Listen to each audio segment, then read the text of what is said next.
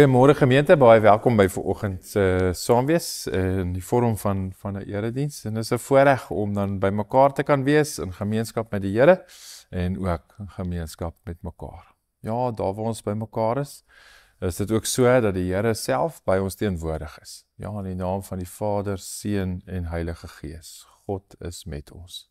Amen.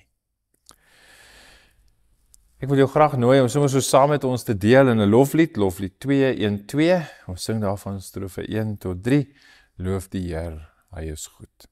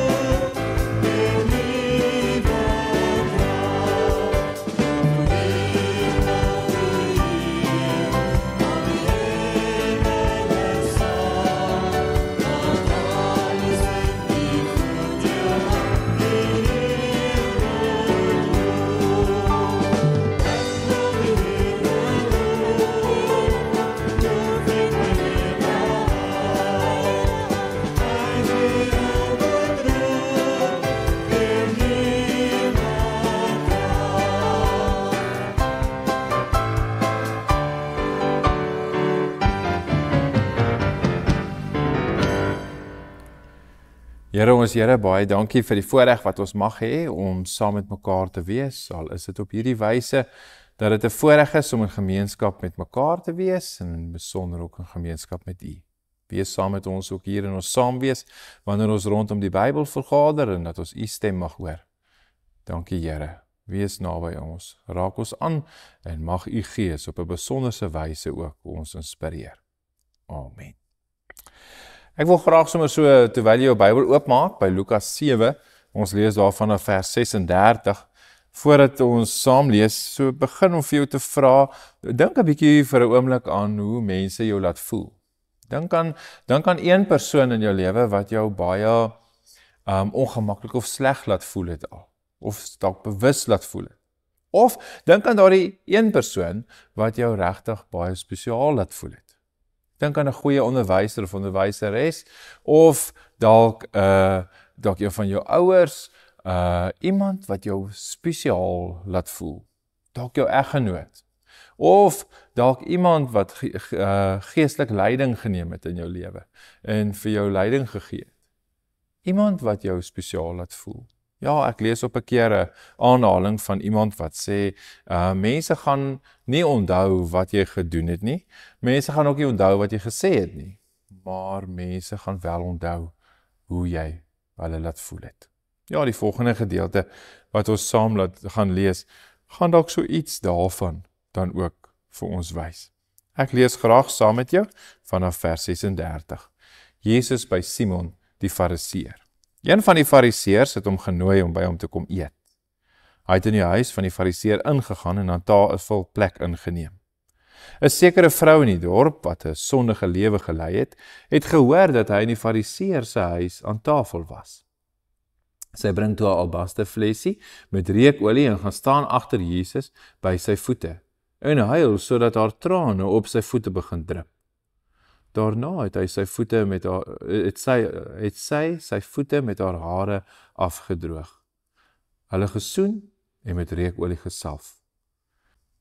Toe die Fariseer wat hom genooi het, dit sien, sê hy by homself, as hy 'n profeet was, sou tog geweet het wie en watter soort vrou dit is wat aan hom raak, dat sy 'n sondares is.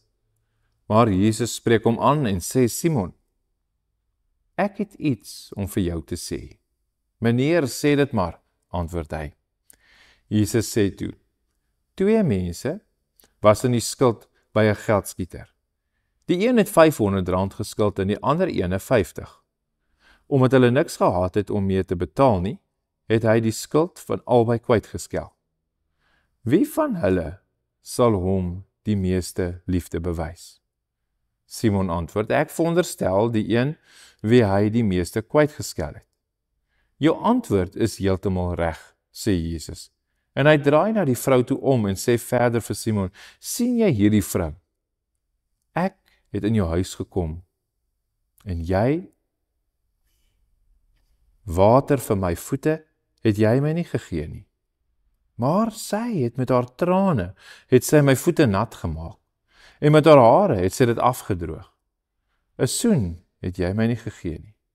Maar sy het, vandat sy hier ingekom het, nie opgehou om my voete te soen nie. My kop het jy nie eers met olie gesalf nie.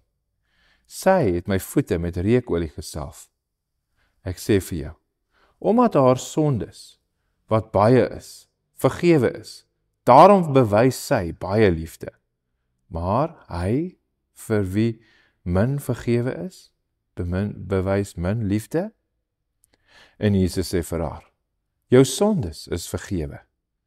Toe begin die wat saam aan tafel was onder mekaar sê, wie is hierdie man, dat hy selfs sondes vergewe?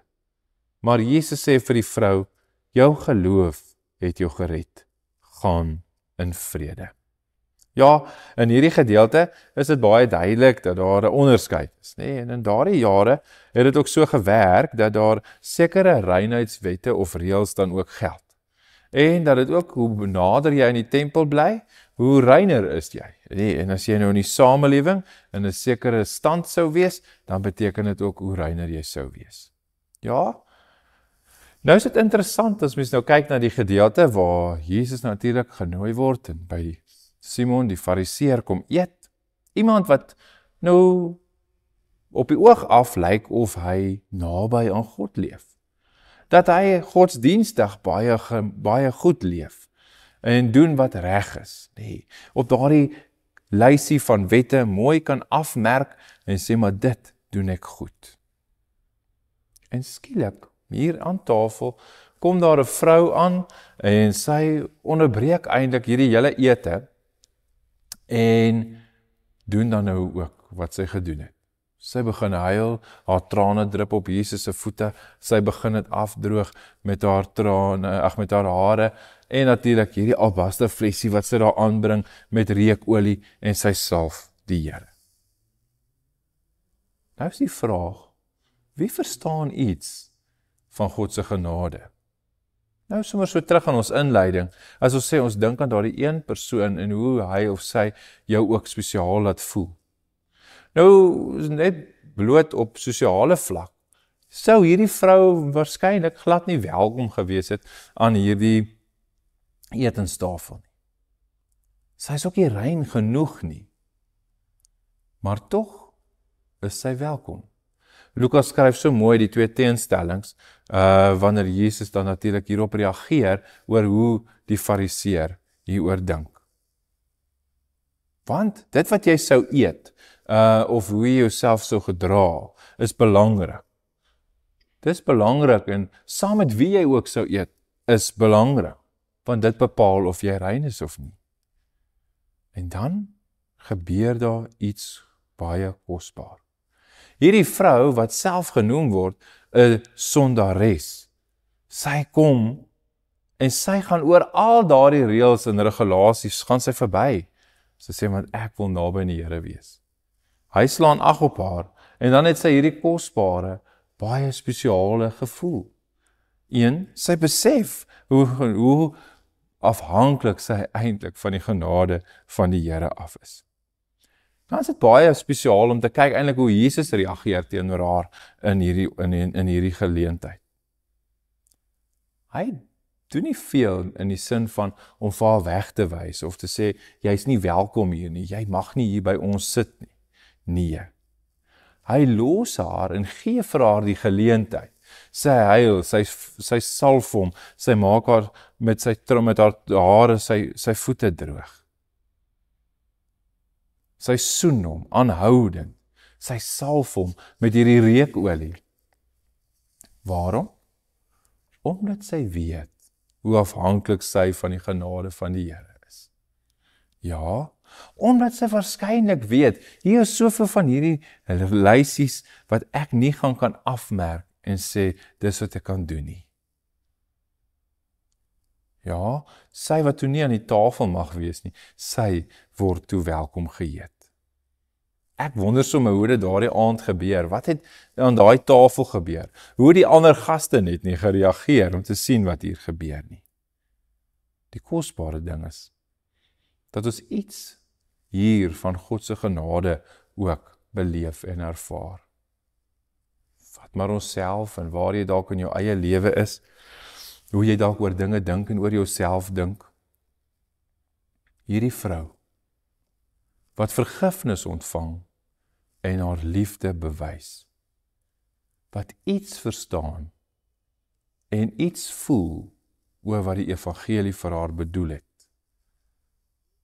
Ja, dat ons gered word, nie omdat ons al die wette gehoorsaam of so godsdienstig getrou is nie, nee, maar omdat ons iets verstaan, saam met haar, dat ons gered word deur God self. So, iets van hierdie, om te verstaan dat God se genade genoeg is. Genoeg is vir die reines en die onreines. Ja, dat dit so is, dat ons selfs in ons saamwees vir mekaar dit mag toewens, om te sê ons probeer iets hiervan begryp. Dat God ons mag vergewe, dat Christus ons mag vernuwe, en dat die Gees ons mag help om in liefde te groei. Ja, dit is eintlik so spesiaal om te hoor hoe Jesus hierdie vrou wegstuur. Hy stuur haar weg met die woorde vrede. Gaan in vrede. Ja, jou ou lewe laat hom agter. Gaan verander, gaan leef anders. Jou sondes is jou vergewe. Die las wat jy moet dra is weg. Ja, sy moet hierdie nuwe lewe dan nou ook gaan leef. Daar waar sy nie kans sou kry nie, kry sy toe 'n kans. Die vraag is, as ek dit hoor en dit beleef, en ek hoor dit, en ek weet hoe afhanklik ek van die genade van die Here af is, en ek hoor dat ek dit vandag uit 'n dankbare hart, ek is vergewe, ek word hier weggestuur met die woorde, gaan in vrede. Hoe sou my lewe lyk? Wat mag dit beteken? Wat gaan ek hiermee maak? Ja, om te weet dat God se genade bly genoeg vir hulle wat rein is, die fariseërs, vir hulle wat onrein is, die sondaars en sondaresse, maar ook vir my en vir jou. Here ons Here, baie dankie dat ek die voorreg mag hê om by U te kom staan of by U te kom wees aan tafel en te weet dat U genade bly genoeg. U genade bly genoeg vir my wat rein is en vir my wat onrein is. Vir my wat 'n sondaar is, vir my wat dalk voel dat ek regverdig is. Here, dankie. Dankie dat U genade vir elkeen van ons genoeg mag bly. Mag U ons hier wegstuur met vrede en mag ons juist daarom anders gaan leef en U liefde bewys en vir mekaar ook aanhou aanmoedig dat ons weer is belangrik oor hoe ons mense laat voel. Amen. Ons sluit hierdie geleentheid dan ook af met die lied van 309. My lewe bly aan U gewy. Ons sing daarvan strofe 1, 2 en 3. En mag hierdie gebed dan ook vandag vir jou 'n opregte toewydingsgebed wees. Mag jy dan ook in vrede gaan.